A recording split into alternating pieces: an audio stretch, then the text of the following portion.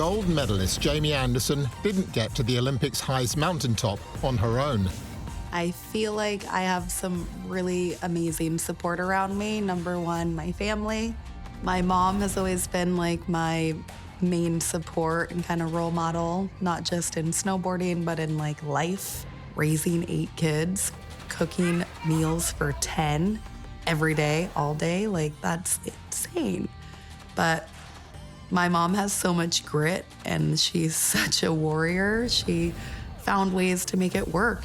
My words may not stick, you know, the things I said or the things I did or even the mistakes I made, but I was a good example. And that's, I think, the most important thing in life is to be a good example. Being in the middle of 8 kids, Jamie had to hold her own. Jamie was a scrapper, and she was, she's got a lot of chutzpah. I was really sad, but I'm over it. I feel like I'm tapping into my warrior self, and I'm gonna go put it down with blood on my bib. And she's very competitive, and she had her older sisters to compete with. At the age of 9, Jamie joined 2 of her older sisters on the mountain and fell in love with the sport. Those 3 girls were known as the Anderson sisters up at Sierra, and they grew up on the mountain. They'd take the bus in the morning up to the mountain instead to school, and they'd come home at 4 or 5 o'clock, and we'd have dinner, and then they'd do their school. But that's how they grew up, on the mountain.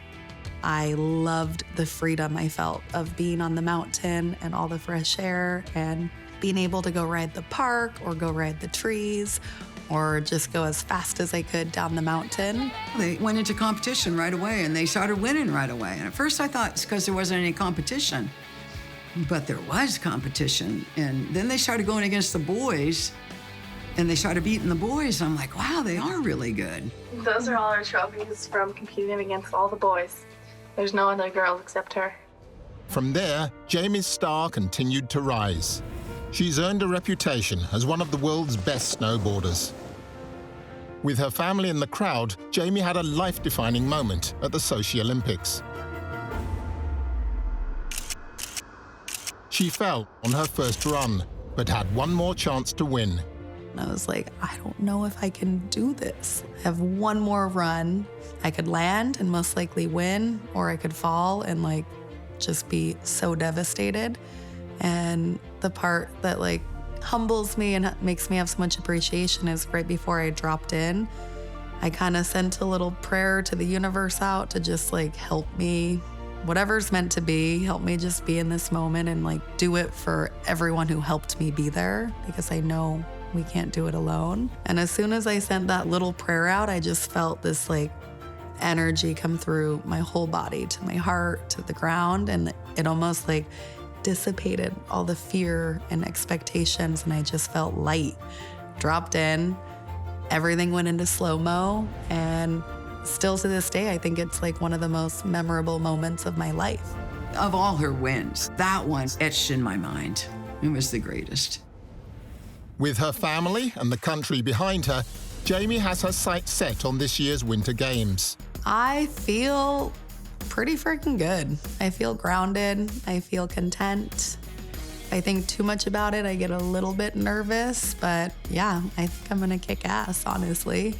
But you never know. Like, a lot could happen from now to then, so I try to just enjoy every moment.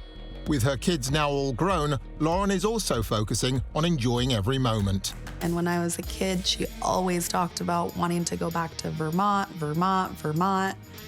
And finally, when all of her kids were grown up, she decided to like pull the trigger and move back east. She has a beautiful farm with a garden and a greenhouse and alpacas. She's got like a whole herd of alpacas. I sit out here with them. I'll sit right down on the ground and just hang out with them. This is California Fuego.